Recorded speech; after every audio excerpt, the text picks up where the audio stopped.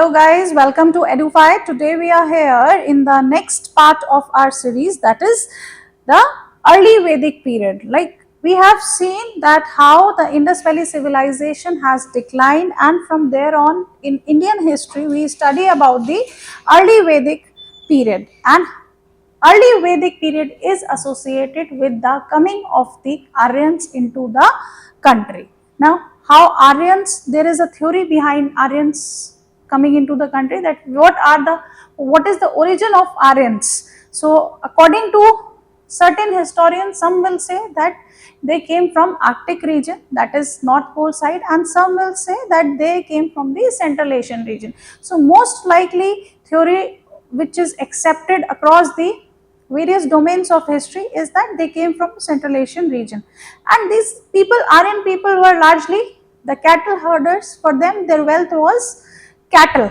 the cows. That was very important part of their day-to-day life, as well as for ensuring the prosperity in life. Another aspect of Aryans were, with Aryans coming of Aryans into India, we have also seen the discovery of iron in the Vedic period. So let us start with this Vedic period and this Vedic period timeline and how it is classified. Now you can see that this is the early Vedic period we are looking into. So with respect to Vedic period, overall the timeline is from 1500 BC. This is the same period when your Harappan civilization or Indus Valley civilization has declined. From 1500 BC till 500 BC, we classify this age as Vedic age. And this is further classified into two parts: early Vedic, or you can call it Rigvedic, and the second part is later Vedic age. This time period covers from 1500 BC till 1000 BC, and you will see the later Vedic is from 1000 BC to 500 BC. Now we are doing which part? Early Vedic.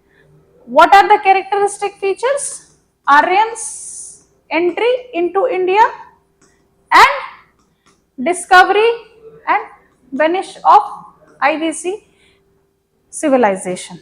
Next you will see what is there in the early Vedic period. Like chronologically you can see the time period is around 1500 to 1000, or you say 900. Where it was spread on the northwest frontier.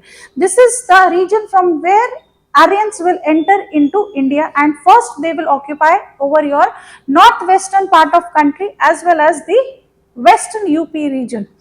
And this period is also known as the first migration wave in the country, where Aryans will migrate on the larger scale. Why this is called Vedic age? Because in this time period you will see that maximum or the most important books in the Indian literature, that is the Vedas, were written. These were the earliest of the books written in the history, especially your Rigveda. It is the first written book which we find from this age. That is why we denote this age as Vedic age. Apart from that, many other books were also written. We will see in the Vedic literature. Next, you can see what type of books are there, that is in the Vedic literature. The huge amount of literature was written in this time period. First was the one of the oldest book written in the Indian history, that is Rigveda.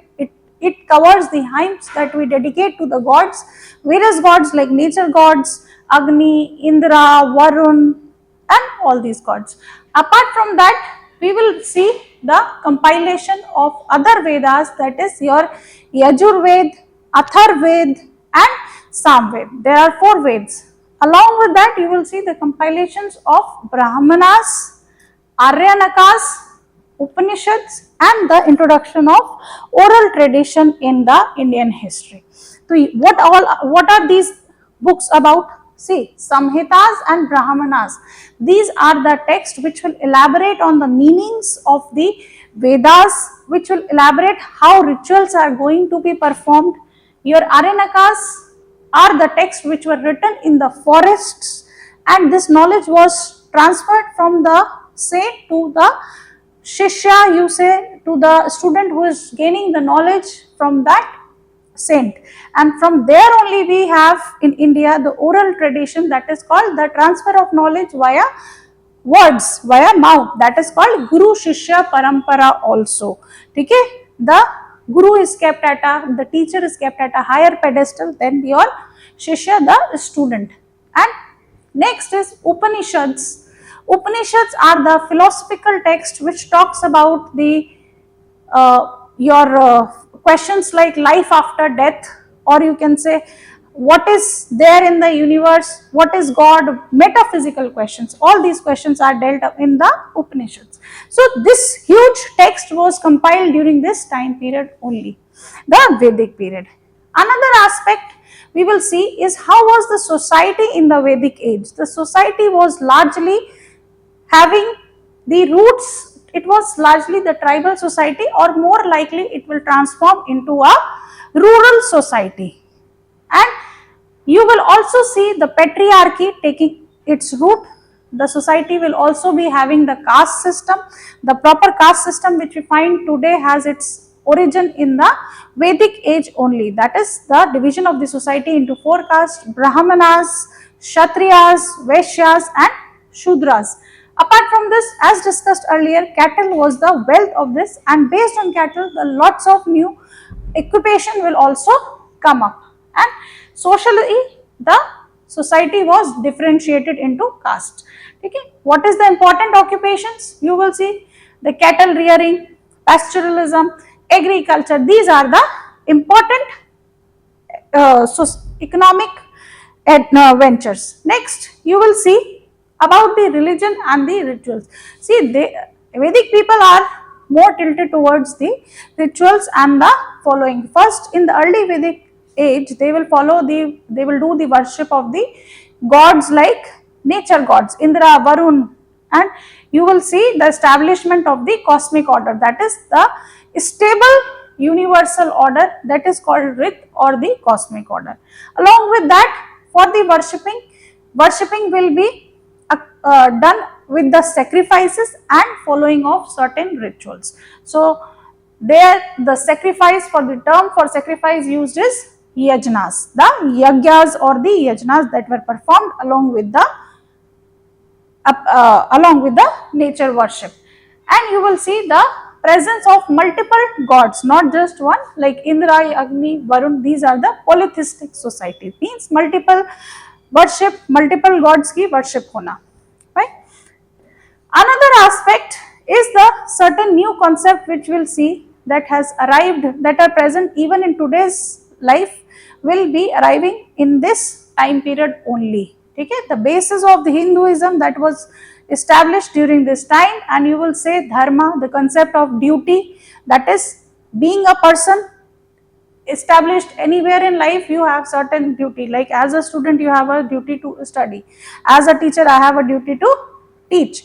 So that is a concept of duty. You will see karma, concept of karma will be emerging from these texts, that what is karma means depending on what type of actions you will be doing, you will see the results, that is your karma.